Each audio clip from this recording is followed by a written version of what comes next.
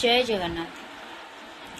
बाहर लोकों कथा शुणी घर टी भांगी दे किछि लोक बहुत अनुताप करिथांती सेतेबेले जेतेबेले आउ हाथ में किछि न थाए नेड़ी गोड़ पहुणी की बोही जाए आ ठीक सेतेबेले बाहर लोक धरा छुआ दियंती आज्ञा। तेणु निज संपर्क केमती ठीक रहा निजे देखु। झगड़ा होइछि निजे बसी विचार कर कौन ठीक है कौन ठीक है। बाहर लोकों कथा आदौ शुणु ना।